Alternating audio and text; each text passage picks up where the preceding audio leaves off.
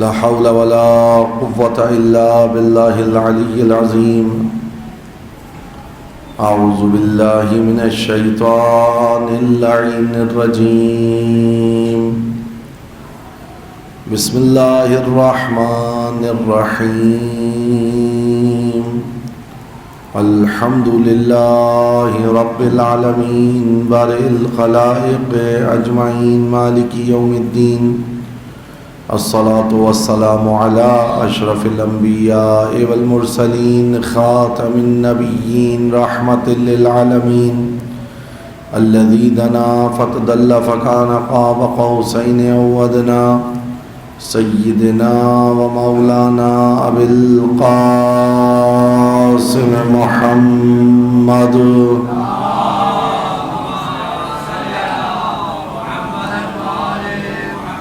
وأهل بيته الطيبين الطاهرين المعصومين المظلومين الذين أذهب الله عنهم الرجس وطهرهم تطهيرا.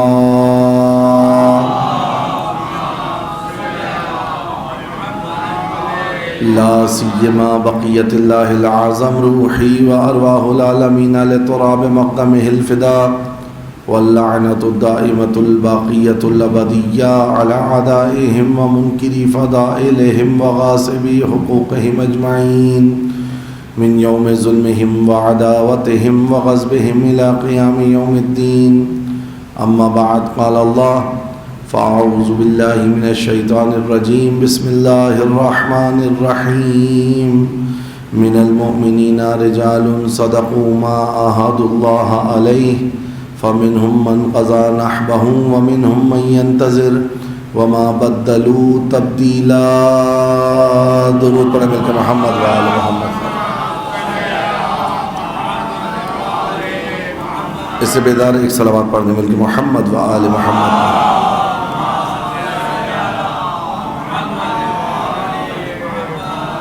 مقام مائیت کے عنوان سے جس سلسلہ گفتگو کو شروع کیا تھا تو اس اشرے کے اعتبار سے غالباً نویں اور اگر اس موضوع کو آپ مد نظر رکھیں تو آج چوتھی نشست ہے. اور اس موضوع کو بیان کرنے کے لیے جس آیہ مجیدہ کا سہارا لیا گیا وہ سورہ مبارکہ احزاب کی 23ویں آیت ہے جس میں اللہ تعالیٰ ارشاد فرما رہا ہے من المؤمنین رجال صدقوا ما عاهدوا اللہ علیہ. مومنین میں سے کچھ مرد ایسے ہیں کہ جنہوں نے اپنے وعدے کو اللہ کی بارگاہ میں سچا کر دکھایا. فَمِنْهُمْ مَنْ قَضَى نَحْبَهُ وَمِنْهُمْ مَنْ يَنْتَظِرُ. ان میں سے کچھ تو اپنی نذر و عہد و میثاق و پیمان کو پورا کر چکے، کچھ انتظار کی حالت میں ہیں. وَمَا بَدَّلُوا تَبْدِيلًا. اور یہ تبدیل ہونے والے نہیں ہیں، لہٰذا ان پر زمانے کی نیرنگیاں اثر نہیں کریں گی اور یہ اپنے وعدے کی ایفا کے لیے اس انتظار کی حالت میں بھی اپنے ایمان کے اوپر ثابت قدم رہیں گے. سورہ مبارکہ احزاب میں عمدہ مطالب جو ہیں، جو زیادہ تر مطالب ہیں، وہ مطالب جنگ احزاب کے بارے میں ہیں. اور اس سے پہلی کی آیات میں بھی پروردگار عالم نے مومنین کی کچھ صفات کو ذکر کیا ہے اور مومنین کے لیے ایک نمونہ عمل بھی پیش کیا ہے.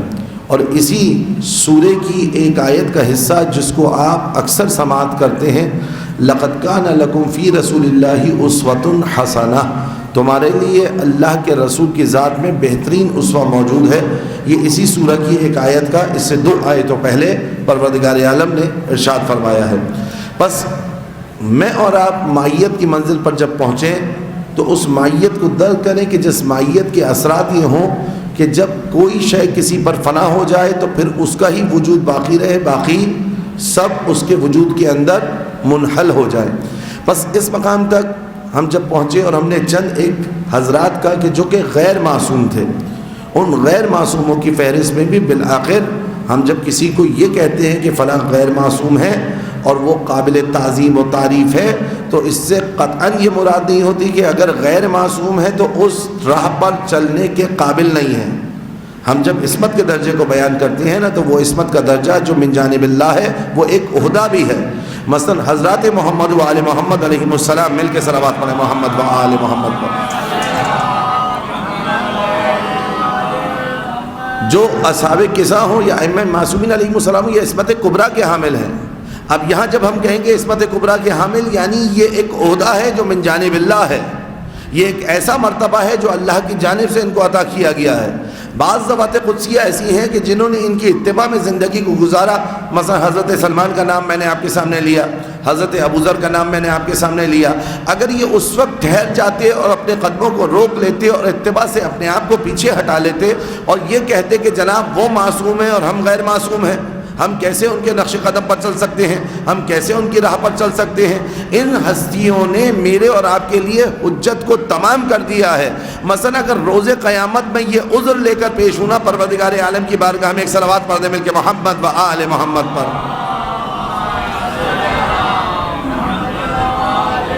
اگر روز قیامت کو یہ عذر لے کر پیش ہو بارگاہ پروردگار عالم میں کہ پروردگار تو رسول اللہ صلی اللہ علیہ وآلہ وسلم کی سیرت پر عمل کرنے کا کہہ رہا ہے، اے پروردگار عالم تو آل محمد کی سیرت پر عمل کرنے کا حکم دے رہا ہے، اے پروردگار عالم تو نے ہمیں حکم دیا ہے کہ ہمارے لیے جو ذات اسوہ ہے وہ محمد مصطفیٰ صلی اللہ علیہ وآلہ وسلم کی ہے، اور ان کی آل پر یہ کہتی ہوئی نظر آ رہی ہے کبھی لکم فیہا اسوہ، تمہارے لیے میری ذات میں اسوہ موجود ہے. فی ابنت رسول اللہ لی اسوہ، جناب فاطمہ سلام اللہ علیہ کی ذات میں میرے لیے اسوہ موجود ہے. یہ احادیث جو بیان کر رہی ہیں پروردگار وہ معصوم تھے، ہم غیر معصوم تھے، ہمارے لیے کوئی ایسا اسوہ بنا کر بھیج جو ہم جیسا ہو، ہمارے لیے کوئی ایسا اسوہ بنا کر بھیج جو ہم جیسا ہو. تو آقا آپ جانتے ہیں نا کہ ہم یہ نہیں کہا کرتے کہ وہ ہم جیسے یا ہم ان جیسے، توجہ رکھیے گا، ہم یہ نہیں کہا کرتے کہ وہ ہم جیسے ہم ان جیسے. البتہ جو لوگ یہ کہتے ہیں وہ آدھی آیت کو پیش کرتے ہیں اور کیا کہتے ہیں کہ جناب قرآن مجید میں اللہ کے رسول حضرت محمد مصطفیٰ صلی اللہ علیہ وآلہ وسلم کے لیے یہ کہا گیا قل انما انا بشر مثلکم، کہو اے حبیب کہہ دو میں تمہارے جیسا ایک بشر ہوں. اور آپ یہ سنتے رہتے ہیں علماء سے کہ یہ عادی بات ہے. آج اس کو میں ذرا منطقی رنگ دے کر لاجک کا پہناوا پہنا کر آپ کے سامنے پیش کرنا چاہ رہا ہوں کہ آیا یہ کہنا مناسب ہے یا نہیں ہے. صرف ایک آدھی بات کو لے کر پوری آیت کیا ہے، پورا تذکرہ کیا ہے، انما انا بشر مثلکم یوحا الی، میں تمہارے جیسا بشر ہوں، اس لباس بشریت میں آیا ہوں. فرق کیا ہے، یوحا الی مجھ پر وحی آتی ہے، اور وحی کی بھی وہ قسم جو سب سے اعلیٰ ہو، جو سب سے عرفہ ہو، جو سب سے بلند ہو، مجھ پر اس قسم کی وحی نازل ہوتی ہے. سمجھ رہے ہیں آپ؟ اب جب اعلیٰ جملہ آپ نے لیا تو کہا انا بشر مثلکم، میں تمہارے جیسا ایک بشر ہوں. بالکل اسی طرح جس طرح منطق میں انسان کو کیا کہا گیا ہے، انسان کو منطق میں ایک جنس ہوتی ہے، ایک فصل ہوتی ہے، اور اس کے ذریعے پوری تعریف کو سامنے بیان کیا جاتا ہے. سمجھ لیجئے انسان کو منطق میں کہا گیا حیوان ناطق، حیوان ناطق بولنے والا جاندار، بولنے والا کلام کرنے والا جاندار. اب یہاں پر ایک ہے حیوان، ایک ہے ناطق. اگر حیوان کی خالی بات کی جائے تو اس میں فرض بھی آ جائے گا، اس میں حمار بھی آ جائے گا، کیونکہ ممبر کا تقاضا یہ ہے کہ میں عموماً عربی ہی لفظ استعمال کروں. یہ حمار لفظ قرآن نے استعمال کیا ہے، گدھے، اس کو ہم اردو میں ترجمے میں گدھا کہتے ہیں. فرس، گھوڑا وہ بھی حیوان، حمار بھی حیوان، دوسرے اور چلنے پھرنے والے بھی حیوان، لیکن انسان بھی حیوان. اگر کسی کو آپ دیکھ کر کہیں کہ جناب یہ حیوان آپ جیسا ہے،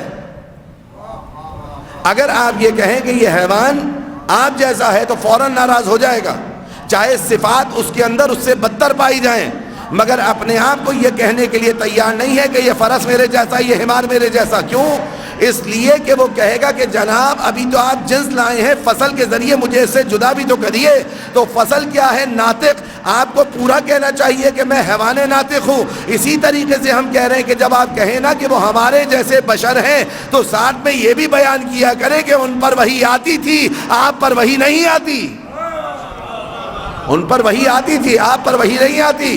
آپ اس مقام پر نہیں ہیں جس مقام پر وہ ہیں، لیکن ان کو آپ کے لیے اسوہ قرار دیا ہے. ان کے نقش قدم پر چل کر آپ انسانیت کے اس درجے پر پہنچ جائیں گے کہ آپ کو انسان کہا جائے. مل کے صلوات پڑھے محمد و آل محمد پر.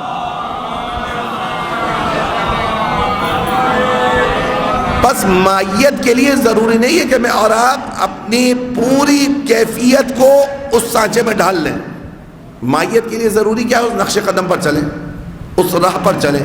جب اس راہ پر چلیں گے نا تو خود بخود آپ کے اندر وہ چیزیں ریفلیکٹ ہونا شروع ہوں گی، وہ چیزیں نظر آنا شروع ہوں گی. پھر آپ کو کہنے کی ضرورت نہیں ہوگی کہ میں کون ہوں، پھر آپ کا انداز، آپ کا کردار بتائے گا کہ آپ کون ہیں. بنو امیہ، بنو عباس کے دور میں متوکل کا دور تھا، شیعوں کے لیے تقیہ کا باعث تھا، بہت شدید دور تھا. شیعہ کی شناخت کیسے کی جاتی تھی؟ کسی شخص کو کنویں میں اتار دیا جاتا تھا، وہ اندر سے صدا لگاتا تھا کہ کوئی ہے میری مدد کرے. بازار میں کنواں ہے اور کنویں میں گرا ہوا وہ شخص ہے، اور وہ شخص جو اندر گرا ہوا ہے وہ حکومت کا ہرکارہ ہے، وہ اندر سے صدا لگا رہا ہے کہ کوئی ہے جو میری مدد کرے. سب بازار میں بے طرف ہو کر ادھر سے ادھر گزر رہے ہیں، کسی کے دل پر کوئی اثر نہیں ہو رہا، کوئی نہیں رک رہا. چند ایک لوگ رک کر اس کی مدد کرنا چاہتے تھے، انہی کو پکڑ لیا جاتا تھا. جب گرفتار کر کے لایا جاتا تھا ثابت ہو جاتا تھا کہ علی ابن ابی طالب کے شیعہ ہیں. یہ تقیہ کر رہے ہیں، تقیہ کی حالت میں ہے، زبان سے اپنے آپ کو شیعہ نہیں کہہ رہے، مگر ان کے عمل نے کہیں نہ کہیں بتا دیا کہ علی ابن ابی طالب علیہ السلام جس طرح کمزوروں کی، ناچاروں کی، لاوارثوں کی مدد کیا کرتے تھے، اسی طریقے سے ان کا شیعہ بھی ان کی مدد کیا کرتا ہے. مل کے صلوات پڑھے محمد و آل محمد پر. تو جب مائیت کی منزل پر انسان آتا ہے نا آقا، اس کو بتانے کی ضرورت نہیں ہوتی، اس کو بتانے کی ضرورت نہیں ہوتی. تمام امت مسلمہ کے نزدیک اس مقام مائیت کو سمجھیے، اور خصوصاً اگر مائیت ایک معصوم کی دوسرے معصوم کے ساتھ ہو تو اس میں پھر کیفیت اور حالت وہ بالکل بے عین ہی ویسی ہوتی ہے. یہ جو آپ بعض دفعہ منابر سے سنتے ہیں اور علماء سے آپ نے سنا، اور درسی کتابوں کے اندر بھی ہے کہ جب رسول اللہ صلی اللہ علیہ وآلہ وسلم شب ہجرت کے لیے گئے، حضرت امیر المومنین علیہ السلام کو اپنے بستر پر سلایا، لیکن رسول اللہ صلی اللہ علیہ وآلہ وسلم نے جو جو مقام امیر المومنین علیہ السلام کو دیے نا، ہمارے پاس روایت میں ہے، ہمارے پاس کیا خاص و عام کے پاس یہ بات موجود ہے کہ بہت بڑے بڑے لوگوں نے یہ اعتراف کیا کہ اگر ان میں سے 3 فضیلتیں مجھے مل جاتی نا تو میرے لیے عرب کے وہ 100 سرخ اونٹ ان سے بہتر تھی یہ فضیلتیں جو علی ابن ابی طالب کو ملی ہیں. یعنی اگر یہی فضیلتیں آپ یقین جانیے، ان میں سے ایک پرچم کا کسی کے ہاتھ میں آ جانا، ایک کسی کے لیے تلوار کا اتر آنا، ایک کسی کا شب ہجرت رسول کے بستر پر سو جانا ثابت ہو جاتا، تو آپ گلیوں کوچوں چوراہوں پر لکھا ہوا دیکھتے کہ فلاں صاحب تھے جو رسول کے بستر پر سوئے، فلاں شخصیت تھی جس کے ہاتھ میں تلوار آئی، فلاں ذات تھی کہ جس کو علم دیا گیا. امیر المومنین علیہ السلام کے اتنے فضائل کہ جب ہم امیر المومنین کی فضیلتوں پر نگاہ کرتے ہیں اور پھر امیر المومنین علیہ السلام کی ذات کی طرف نگاہ کرتے ہیں اور خود علی ابن ابی طالب علیہ السلام کے محضر میں جا کر سوال کرتے ہیں کہ یا امیر المومنین، اتنے فضائل کے بعد ہمیں سمجھ میں نہیں آ رہا ان ترجیحات کو ہم کیسے معین کریں، اس ترتیب کو ہم کیسے معین کریں، آپ ہی بتا دیجئے کہ آپ کے لیے سب سے بڑی فضیلت کیا ہے. تو علی ابن ابی طالب علیہ السلام کبھی گویا ہو اور اس آیت کی تلاوت کریں، سورہ مبارکہ رات کی، قل کفا باللہ شہیدا بینی و بینکم ومن عندہ علم الکتاب، کہ میرے لیے سب سے بڑی فضیلت یہ ہے کہ اللہ نے رسول اللہ کی رسالت کے لیے اپنے ساتھ مجھے گواہ رکھا ہے. کبھی مولا علی علیہ السلام اس فضیلت کو بیان کریں اور کبھی امیر المومنین علیہ السلام دست دعا بارگاہ پروردگار عالم میں بلند کر کے کہتے ہوئے نظر آئیں، الہی کفا بی عزن ان اکون لک عبدا و کفا بی فخرا ان تکون لی ربا. اے اللہ، علی کی عزت کے لیے یہی کافی ہے کہ علی تیرا بندہ ہے اور تو اس کا رب ہے. آپ یہ دیکھ رہے ہیں فضائل امیر المومنین علیہ السلام کے عمیق سمندر. یعنی اگر فضائل کو بیان کیا جائے نا تو واقعاً زبان قاصر ہے امیر المومنین علیہ السلام کے فضائل کو بیان کرنے سے. اور یہ لفاظی نہیں ہے، یہ ممبر پر بیان کرنے والا فقط جملہ نہیں ہے، رسول اللہ صلی اللہ علیہ وآلہ وسلم کی حدیث آپ نے سن رکھی ہے. اتنے فضائل امیر المومنین علیہ السلام کے موجود ہیں، اور یہ جو فضائل آج کتابوں میں موجود ہیں یہ اس کے بعد ہیں کہ جو چھپا دیے گئے اور جو مٹا دیے گئے، اس کے باوجود اتنے موجود ہیں. اب آپ ذرا درک کیجئے کہ جتنے موجود ہیں وہ کتنے ہوں گے، ابھی جتنے موجود ہیں وہ کتنے ہیں. اتنے ہیں کہ وہ بھی ہم بیان نہیں کر پاتے، واقعاً اتنے ہیں. ہم چند ایک فضیلتوں پر آ کر رک جاتے ہیں. آگا جس ذات کی سانس فضیلت ہو اس کے لیے کوئی کیسے کلام کر سکتا ہے؟ جس کی ایک ضربت ثقلین کی عبادت سے افضل ہو اس کے کن کن فضائل کو بیان کیا جا سکتا ہے. اتنے مٹائے گئے، اتنے چھپائے گئے، اس کے باوجود جو ابھی بھی کتابوں میں موجود ہیں نا، وہ بھی اتنے ہیں کہ اگر سب مل کر بھی بیان کرنا شروع کر دینا تو وہ ختم نہ ہو. اچھا، جو کتابوں میں موجود ہیں کچھ مٹا دیے گئے، کچھ چھپا دیے گئے، کچھ آل محمد و آل محمد علیہ السلام نے بیان کیے، وہ بھی اتنے ہی بیان کیے جتنے میں اور آپ برداشت کر سکتے تھے. انہوں نے بھی سارے بیان نہیں کر دیے، انہوں نے بھی چہرے دیکھ دیکھ کر فضائل کو بیان کیا ہے کہ کتنی ظرفیت ہے ان میں کہ علی ابن ابی طالب علیہ السلام کے فضائل کو بیان کر لیں. اب جب بات امیر المومنین علیہ السلام کی فضیلت کی ہو اور اس مائیت کی منزل پر ہو کہ جو رسول اللہ صلی اللہ علیہ وآلہ وسلم کی مائیت تھی، کہ آپ خود فرما رہے ہیں کہ میں ایسے رسول اللہ صلی اللہ علیہ وآلہ وسلم کے ساتھ، اس ساتھ کو ہی مائیت کہتے ہیں، میں ایسے رسول اللہ صلی اللہ علیہ وآلہ وسلم کے ساتھ چلا ہوں جیسے اونٹنی کا بچہ اونٹنی کے ساتھ چلا کرتا ہے.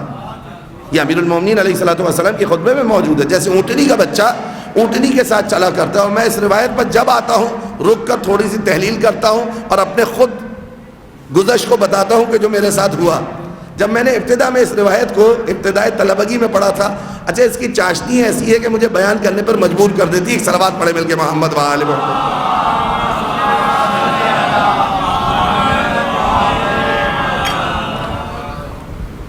مولا نے فرمایا کہ میں رسول کے ساتھ ایسے چلا ہوں جیسے اونٹنی کا بچہ اونٹنی کے ساتھ چلتا ہے. مشہور و معروف آپ نے یہ جملہ امیر المومنین علیہ السلام کا اکثر سنا ہوگا. جب میں نے ابتدائی طلبگی میں جب نیا نیا طالب علم ہوتا ہے نا تو اس کے اندر ریسرچ کا بہت زیادہ شوق ہوتا ہے. ذہن میں سوال آیا کہ جناب یہ کیوں اونٹنی کے ساتھ تشبیہ دی ہے مولا نے. اچھا دیکھیں، اگر مجھ جیسا کوئی بات پکڑنے والا شخص ہوتا تو سید رضی کو جا کر پکڑ لیتا کہ جناب آپ نے اس کو نقل کیسے کر دیا. کجا رسول اللہ، کجا علی ابن ابی طالب، کجا اونٹنی، کجا اس کا بچہ.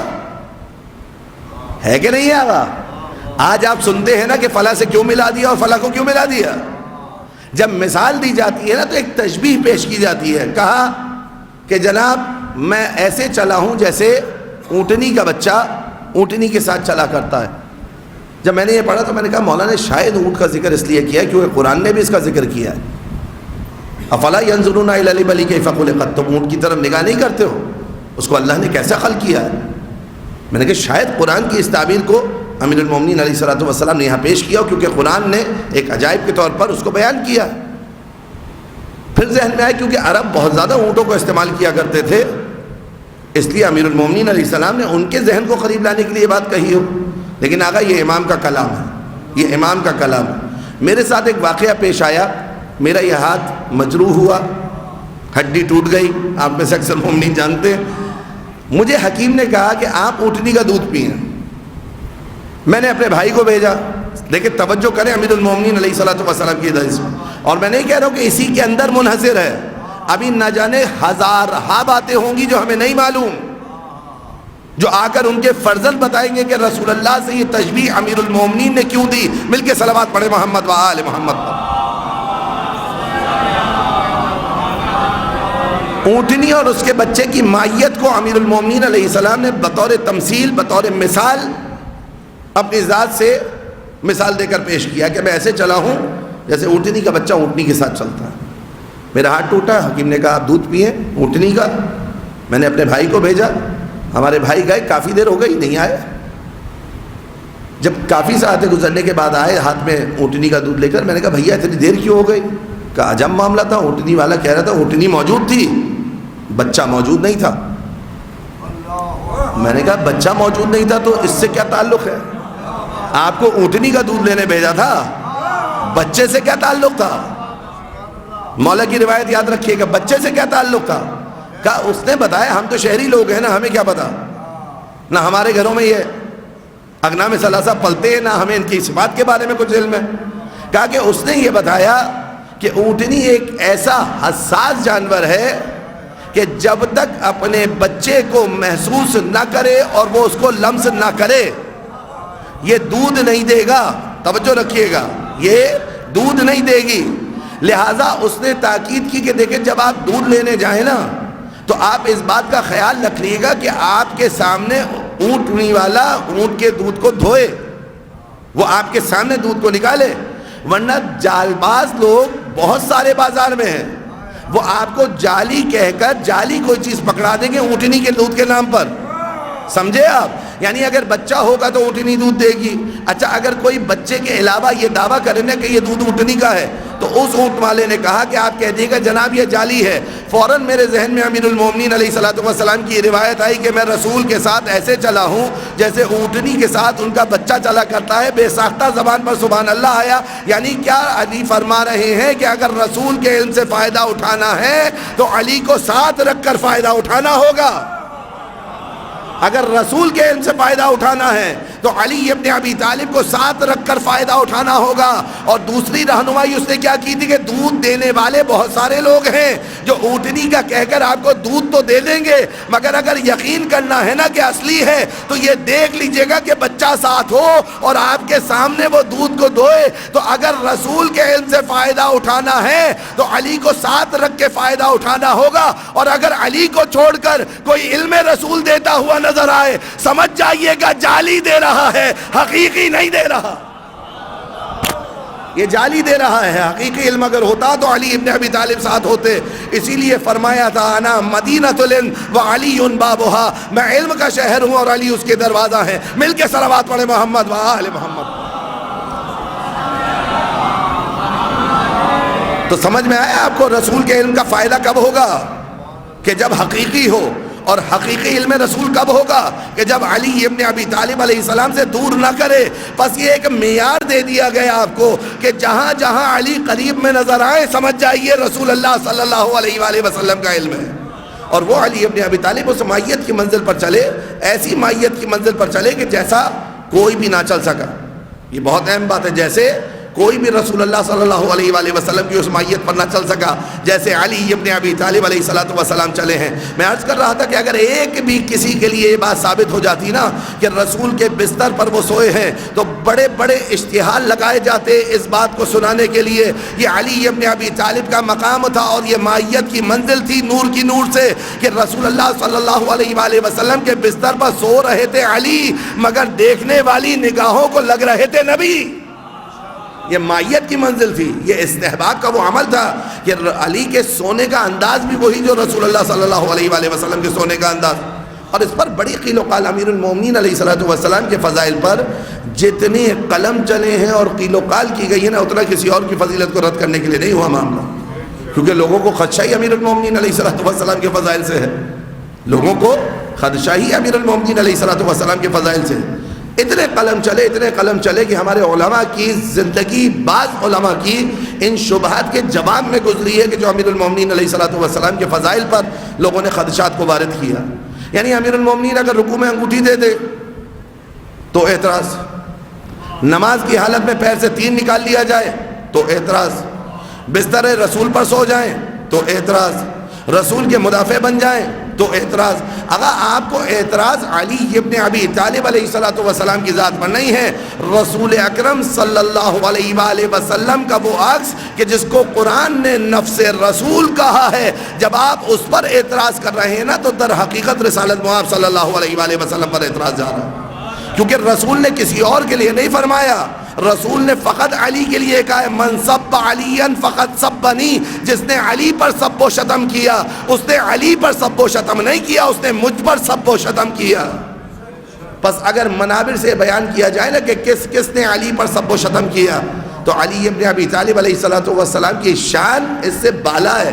کوئی اگر چاند کی طرف دیکھ کر اپنا لعاب نجس پھینکے گا تو اسی کا منہ آلودہ ہوگا. علی ابن ابی طالب کا مقام بہت بلند ہے، لیکن اگر اس حقیقت کو بیان کیا جائے نا تو اس کو تاریخی حقیقت کہتے ہیں، توہین نہیں کہتے. مل کے صلوات پڑھ دے محمد و آل محمد. لوگوں نے مزاج یہ بنا لیا، یعنی کچھ لوگ کچھ افعال کو انجام دیں وہ دیتے رہیں، آپ مت کہیں، آپ اپنی زبان پر تالا لگائیے. تو جناب یہ تو قرآن کا اسلوب نہیں ہے. قرآن کی سورہ منافقون بڑھ بڑھ کر بتا رہی ہے، قرآن کے دیگر سورے بڑھ بڑھ کر بتا رہے ہیں. نماز سورہ جمعہ انشاءاللہ آپ روز جمعہ سنتے ہیں، بڑھ بڑھ کر بتا رہی ہے کہ کیا ہوا تھا رسول اللہ صلی اللہ علیہ وآلہ وسلم کے ساتھ. یہ سورہ منافقون کیا کفار کے لیے نازل ہوئی تھی؟ آپ مجھے بتائیے، سورہ منافقون کیا کفار کے لیے نازل ہوئی تھی؟ انہی لوگوں کے لیے نازل ہوئی تھی نا جو زمانہ رسالت بواب میں موجود تھے اسلام کے لبادے میں. کل کو آپ کہیں سورہ منافقون کو پڑھنے والے پر FIR، تو آپ کی ایسی بیجا خواہشات کو کم سے کم مکتب تشیع نہیں مان سکتا، کیونکہ مکتب تشیع اسلام کی حقیقی تصویر دکھانے والا ہے. مکتب تشیع 1400 سال سے اس بات پر ڈٹا ہوا ہے کہ ہم غدیر کے پیغام کو اور عاشورہ کی شہادت کو بھولنے والے نہیں ہیں، اور 1400 سال سے ہم نے اس راہ میں بڑی قربانیاں بھی دی ہیں اور آج تک دے رہے ہیں اور دیتے رہیں گے. ہمیں اس راہ میں قربانیاں دینے کا ڈر نہیں ہے. ہم تو چاہتے ہیں کہ آپ بتائیے کہ وہ کون سا مقتل ہے جہاں حسین کے لیے قربانیاں دینی ہیں. ہمارے جوان آپ کو وہی نظر آئیں گے. 1400 سال سے معاملہ ہو. سورہ منافقون کو بیان کرنا چھوڑ دیں، اگر احادیث کو بیان کرنا چھوڑ دیں. رسول اللہ صلی اللہ علیہ وآلہ وسلم نے جو مومن و منافق کی پہچان کا ایک ذریعہ بتایا ہے نا، ذکر امیر المومنین علیہ السلام، اس کو بیان کرنا چھوڑ دیں. نہیں، یہ بیان کرنا نہیں چھوڑا جا سکتا. جو حقیقت گزری، ہاں توہین کے ہم قائل نہیں ہیں، اہانت کے ہم قائل نہیں ہیں. یہ پروپیگنڈا ہے مکتب تشیع کے لیے، واقعاً پروپیگنڈا ہے. جو میں کہہ رہا ہوں نا کہ مفہوم کو بدل دیا جاتا ہے اور اپنے مفاہیم کا لبادہ اڑا کر تشیع کی بعض تعلیمات کو پیش کیا جاتا ہے. اس طرف توجہ رکھیں جوانان عزیز. خصوصاً دیکھیں آپ کی اور میری ذمہ داری ہے، خصوصاً آپ دوستان کی، آپ حضرات کی جو امامہ بے سر نہیں ہیں، جن کا تعلق مثلاً اس شعبے سے نہیں ہے. کیونکہ اگر آپ میری فون بک کو چیک کریں تو اس پوری فون بک میں کوئی نہ کوئی زیدی ہوگا، کوئی نہ کوئی جعفری ہوگا، کوئی نہ کوئی کاظمی ہوگا، کوئی نہ کوئی عابدی ہوگا. البتہ کوتاہی ہے میری، مجھے جانا چاہیے پیغام لے کر اہل بیت اطہار علیہ السلام کو. لیکن آپ کے پاس الحمدللہ ایسے افراد ہیں کہ جو مکتب تشیع سے بعض تعلق نہیں رکھتے. آپ کے پاس حق کا میدان، حق کو بیان کرنے کا میدان زیادہ وسیع ہے. آپ چاہیں تو اس کو صحیح طریقے سے بیان کر سکتے ہیں، لیکن آپ کا انداز کیا ہو؟ آپ کا انداز وہ ہو کہ جو لوگوں کو مائیت کی منزل پر لائے، خارجیت کی منزل پر نہ لائے. یعنی آپ امام حسین علیہ السلام کے لشکر کے قریب کرنے والے ہوں، امام حسین سے دور کرنے کا ضامن قرار نہ پائیں. یہ بہت خطرناک وبا ہے آقا. اگر میری وجہ سے کوئی در اہل بیت اطہار علیہ السلام سے دور ہو گیا، روز قیامت کون جواب دے ہوگا؟ اس کا مجھے کتنا سخت جواب دینا ہوگا کہ آپ کے سبب کوئی شخص ہدایت پر آتے آتے اگر پلٹ جائے، آپ کے سخت لہجے کی وجہ سے، آپ کے انداز کی وجہ سے، آپ کے اشعار کی وجہ سے، آپ کی منقبت کی وجہ سے، تو وہاں پر سوال کیا جائے گا. پیغام ایسے پہنچایا جائے کہ پیغام پہنچے، صرف پہنچے نہ بلکہ دل میں اترے. دل میں اترے. حقائق کو بیان کرنے کو کوئی منع نہیں کر رہا. آپ احسن انداز سے حقائق کو بیان کریں. رسول اللہ صلی اللہ علیہ وآلہ وسلم کی حیات کو اور رسول اللہ صلی اللہ علیہ وآلہ وسلم کے بعد جو آل محمد پر مظالم ہوئے سب کو بیان کریں. لیکن بیان کرنے کا انداز وہ ہو جو جلانے والا نہ ہو، جلنے سے بچانے والا ہو. اس جملے کو یاد رکھیے گا. کہا تھا نا میں نے آپ کے سامنے، تبرہ کیوں کرنا ہے؟ جلانے کے لیے نہیں کرنا، جلنے سے بچانے کے لیے کرنا ہے. جب آپ جلنے سے بچانے کے لیے کریں گے پھر آپ کے سامنے اس کا مفہوم بالکل واضح ہوگا. مل کے صلوات پڑھ دیں محمد و آل محمد. پھر اس مائیت کی منزل پر ہم آئیں گے کہ ائمہ اہل بیت اطہار علیہ السلام کی تبرہ کا انداز کیا تھا. آپ جا کر روایات کو دیکھیے. بہار الانوار کے اندر روایات ہیں باقاعدہ. معصومین نے بعض جگہ کنایہ استعمال کیا. کیوں؟ اس لیے کہ اس کنایے کی وجہ سے ایک تو چند مومنین کی جان بچ سکے، اور اس کے ساتھ ساتھ وہ شخص کہ جو اپنے کانوں میں انگلیاں ٹھوسنے کے لیے آمادہ اس تک بھی ایک پیغام پہنچ جائے. پہنچائیں آپ پیغام. آپ سے اگر کوئی آپ کا دوست کہتا ہے کہ جناب توہین کیا، آپ پوچھئے توہین ہے کیا بھائی، یہ بتاؤ. توہین کہتے کسے؟ وہ کہ سب و شتم کرنا، جس کا اردو میں ترجمہ ہے گالی دینا. آپ کہ ہم اس کے قائل نہیں ہیں، ہم اس کو فقہاً حرام سمجھتے.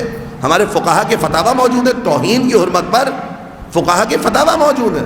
پھر کیا کیا جائے؟ کیسے حقیقت پہنچائی جائے؟ حقائق کو بیان کریں بزبان احسن، جس طرح حقائق کو بیان ہونا ہے. پھر یہ تولا اور تبرے کا صحیح مفہوم ہمارے ذہن میں آئے گا. کیا ہے؟ سمجھیے کیسے مفاہیم بدلے ہیں. میں آپ کو بتاؤں کیسے بدلتے ہیں مفہوم. مثلا آپ فرض کیجئے اپنے آپ کو لے کے جائیے سید الشہداء کے دور میں. ختم کر رہا ہوں میں اپنے عرائض کو، بس یہ مطلب آپ کے سامنے پیش کر دوں، آپ کی زحمت تمام. اس مائیت کی منزل پر آنا ہے مجھے اور آپ کو، سمجھے کیسے آنا ہے. کچھ اسلوب طریقہ کار معصومین علیہ السلام نے بتائے. ایک طریقہ یہ لکھا ہوا ہے آپ کے سامنے میری پشت پر. زیارت کا جملہ ہے نا، اللہم لعن اول ظالم ظلم حق محمد وآل محمد وآخر تابع له على ذلك اللہم لعن الإصابة التي جاہدت الحسین وشایعت وبایعت وتابعت على قتل اللہم لعنہم جميعا۔ ایک یہ طریقہ ہے جس میں معصوم نے بتایا کہ 100 دفعہ سلام 100 دفعہ لعن۔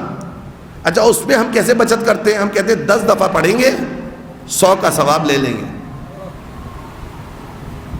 کیوں آقا معصوم نے جب 100 کی تاکید کی تو 100 دفعہ پڑھی ہے؟ آپ تو شوقین ہیں نا تبرے کے، آپ تو برات کے شوقین ہیں، تو پڑھیے نا 100 دفعہ۔ کیا مسئلہ ہے روزانہ زیارت عاشورہ پڑھنے میں؟ آقا کوئی مشکل ہے؟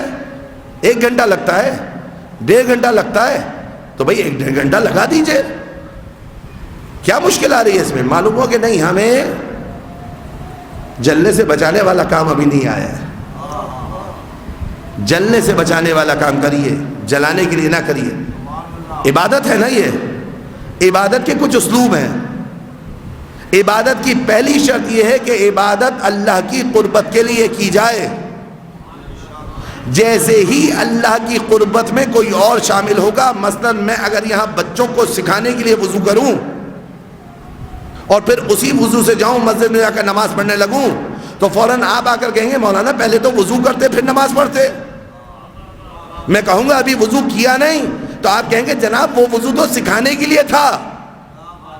میں کہوں گا کیا سکھانا عبادت نہیں ہے؟ آپ کہیں گے سکھانا تو عبادت ہو سکتا ہے، مگر اللہ کو جو وضو مطلوب ہے نا، وہ وضو وہ مطلوب ہے کہ جو صرف اس کے لیے ہو، کیونکہ عبادت تو وہی ہے نا جو صرف اللہ کے لیے ہو۔ اور جب اللہ کے لیے آپ یہ کام کریں گے تو یقین جانیے بہت سے لوگوں کے دلوں پر اثر ہوگا، بہت سے لوگوں کے دلوں پر اثر ہوگا، اور اسی اثر کو مجھے اور آپ کو پیدا کرنا ہے۔ مفہوم کیسے بدلا؟ فرض کیجئے آپ سید الشہداء کے دور میں جائیں اور امام حسین علیہ السلام کو فرماتے ہوئے دیکھیں کہ امام حسین علیہ السلام فرمانے ان اہل بیت النبوہ و معادن الرسالہ و مختلف الملائکہ بنا فتح اللہ و بنا یقتم و یزید رجل شارب الخمر قاتل النفس المحترمہ معلن بالفسق مثلی لا یبایع مثلا، مجھ جیسا اس جیسے کی بیعت نہیں کرے گا۔ اب آپ امام حسین علیہ السلام کے دور میں اگر کسی شیعہ کے زمانی یہ سنیں وَيَزِيد رَجُلٌ شَارِبُ الْخَمْرِ، آپ آگے بڑھیں، چپ رہیے جناب، یزید کی بات نہ کیجئے، سیاسی بات نہ کیجئے، آپ فرعون کو برا کہیے، آپ نمرود کو برا کہیے، کیونکہ یزید کو بیان کرنا تو سیاست ہو جائے گی۔ آپ مجھے بتائیے آقا کہ مفہوم جب بدلتا ہے تو یہی ہوتا ہے، مفہوم جب بدلتا ہے نا یہی ہوتا ہے۔ اب میں آپ کے سامنے اس پوری فہرست کو بیان کرتا ہوں، شاید مطلب رسا نہیں ہوا، نہیں پہنچا ابھی، اب پہنچے گا انشاءاللہ۔ خداوند متعال سے توفیق و تائید طلب کرتا ہوں کہ پروردگار اس مطلب کو آسانی کے ساتھ آپ تک منتقل کر دوں جو مافذ ضمیر ہے۔ مثلا رسول اللہ سے محبت کرنا یعنی تولا کرنا عبادت ہے یا نہیں ہے؟ آپ کا جواب چاہیے مجھے، عبادت ہے یا نہیں ہے؟ اچھا ان کے دشمن سے تبرہ کرنا عبادت ہے یا نہیں ہے؟ امام علی سے محبت کرنا عبادت ہے، دشمن سے تبرہ کرنا عبادت ہے، جناب زہرا سے محبت کرنا عبادت ہے، دشمن سے تبرہ کرنا عبادت ہے، امام حسن و حسین علیہ السلام سے محبت کرنا عبادت ہے، دشمن سے تبرہ کرنا عبادت ہے، یہ سب عبادت ہے نا۔ سلسلہ چلا امام سجاد سے محبت کرنا عبادت، دشمن سے تبرہ کرنا عبادت، امام باقر سے محبت کرنا عبادت، ان کے دشمن سے تبرہ کرنا عبادت، سلسلہ آیا امام نقی سے امام نقی علیہ السلام سے تولا کرنا عبادت، امام نقی کے دشمن متوکل سے تبرہ کرنا عبادت، امام عسکری سے تولا رکھنا عبادت، ان کے دشمن سے تبرہ کرنا عبادت۔ تو آقا امام مہدی کے دشمن سے تبرہ کرنا کب سیاست ہو گیا؟ یا تو آپ یہ کہیں امام مہدی کا کوئی دشمن نہیں، ایسا ہی ہے امام مہدی کا کوئی دشمن نہیں ہے کیا؟ کون ہے دشمن؟ کون ہے دشمن؟ آپ کے سابقہ ائمہ کا کون دشمن تھا؟ وہی حکومت ہے، وہی سپر پاورز۔ تو آج جب ان سپر پاورز کے لیے مرد آباد کہا جائے نا تو اس کو عبادت سمجھ کر انجام دیجیے گا، اس کو سیاست کہہ کر لوگوں کو دور مت کریے گا، ورنہ مائیت سے خارج ہو جائیں گے۔ یا تو آپ یہ کہیں کہ ہے ہی نہیں کوئی دشمن امام زمان۔ کون سا شیعہ یہ کہتے ہیں کہ امام زمان کا کوئی؟ امام زمان کے جتنے دشمن ہیں اتنے طول تاریخ میں 1,24,000 کے دشمن نہیں رہے، اور آپ کے 11 اماموں کے دشمن نہیں رہے۔ جتنے زیادہ دشمن آپ کے زمانے کے امام کے ہیں کہ اس طولانی غیبت میں وہ زندگی گزار رہے ہیں۔ غیبت صغرا کے بعد غیبت کبرا، یعنی دشمن ہے، دشمن ہے۔ اب یہ کہا جائے مجھ سے کہ ان کا دشمن تو ہے، بالکل ہے، لیکن آپ اس بات کو چھوڑ دیں انا حرب لمن حاربکم، وَسِلْمٌ لِمَنْ سَالَمَكُمْ وَعَدُوٌّ لِمَنْ عَادَاكُمْ. اس لیے آپ ابھی ان کی بات کریں جو ایگزسٹ نہیں کرتے. نہیں، ہم ان کی بات بھی کریں گے. ہم نے حسین ابن علی علیہ السلام کے دور میں نہ فرعون کو چھوڑا تھا نہ یزید کو چھوڑا تھا. اسی طریقے سے آج کے اس دور میں ہم نہ دشمن جناب زہرا کو چھوڑیں گے نہ دشمن امام مہدی کو چھوڑیں گے. دونوں کا تذکرہ کریں گے، دونوں کا تذکرہ کیا جائے گا. یہی مائیت کی منزل ہے کہ ہر امام کے ساتھ آپ کا رشتہ ولایت ایسے جڑا ہوا ہو کہ جب اگر کوئی ان کا دشمن نظر آئے تو آپ اس کے دشمن ہو. اگر کوئی ان کا مہم نظر آئے تو پھر آپ رنگ اور نسل کو نہ دیکھیں. پھر اگر وہ حبش کا رہنے والا بھی ہو نا تو آپ کا اپنا ہو. اور یہ چیز مجھے اور آپ کو 40 کی یہ مشین بہت اچھی طرح سکھاتی ہے، بہت اچھی طرح سکھاتی ہے. مشین نے کیا کیا آگا؟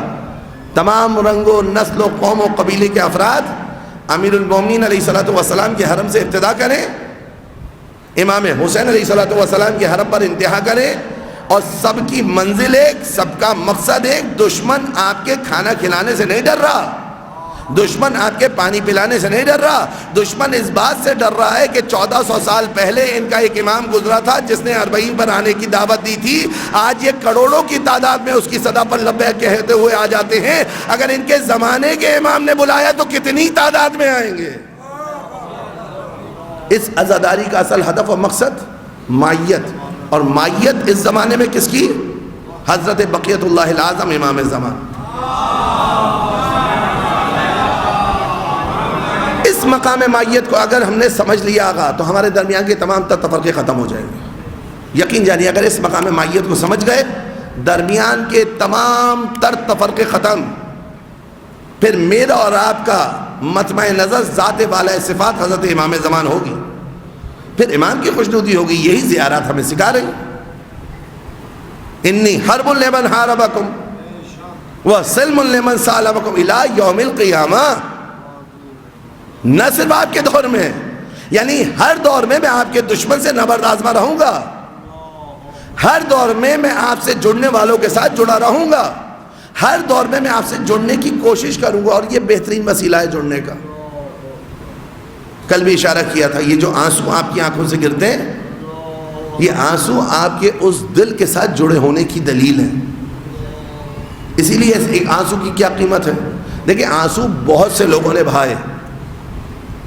حضرت علی اصغر علیہ السلام کی مصیبت میں آپ سنتے ہیں نا، کوفہ والوں کے لیے آپ سنتے ہیں جب اہل عرب داخل ہوئے تھے. کون سے آنسو؟ جو مائیت کی منزل پر ہوں.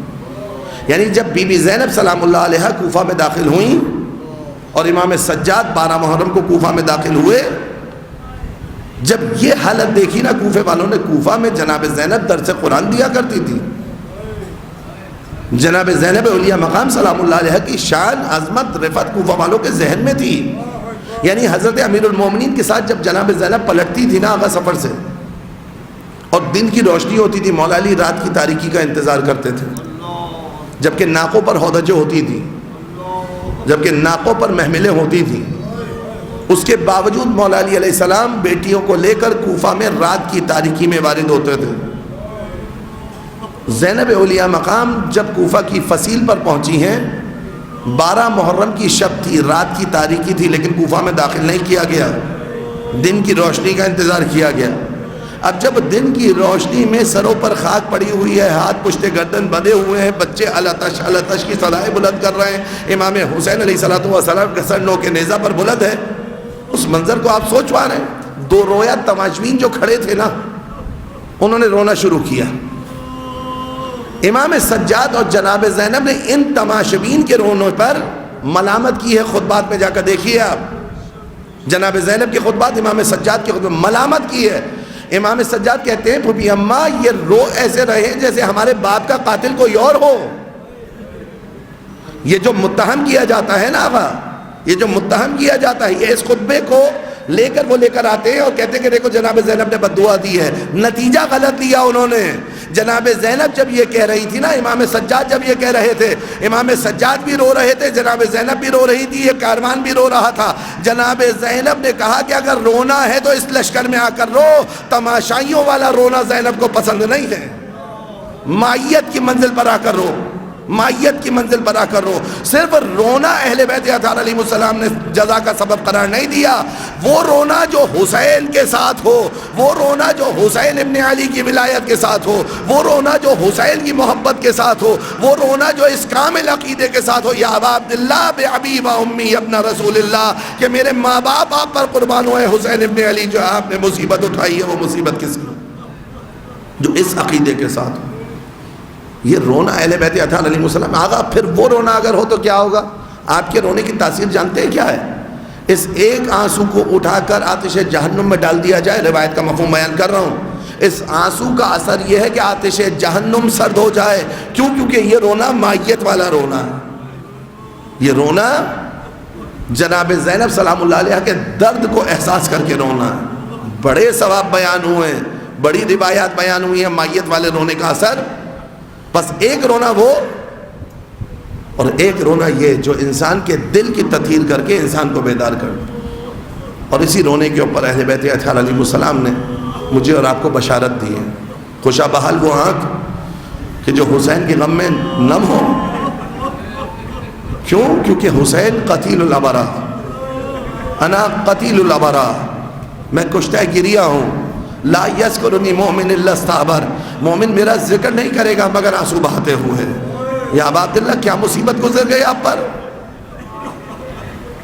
شہادت سے پہلے پیاسے رہے, شہادت سے پہلے کئی زخم کھائے, کند خنجر سے ذبح کر دیے گئے, دشمن کی حسد کی آگ ابھی بھی ٹھنڈی نہیں ہوئی, لاشیں کو پامال کیا گیا, ابھی بھی آگ ٹھنڈی نہیں ہوئی, ہاتھ کاٹے گئے, ابھی بھی آگ ٹھنڈی نہیں ہوئی, 3 دن تک کربلا کی زمین پر بدن پڑا رہا, ابھی بھی حسد کی آگ سرد نہ ہوئی. ایک انگوٹھی کی خاطر حسین کی انگلی کاٹ لی گئی, اس کے بعد بھی حسد کی آگ سرد نہ ہوئی. حسین کے سر کو کشا بکشا پھرایا گیا, کبھی خولی کے تندور میں رکھا گیا, کبھی گھوڑے کی گردن میں باندھا گیا, کبھی اس سر کو لے کر ابن زیاد کا دربار, کبھی یزید کا دربار, کبھی کوئی شقی آپ کے سر کی اعانت کرتا ہے, کبھی کوئی شقی اپنی چھڑی مار کر آپ کے سر کی توہین.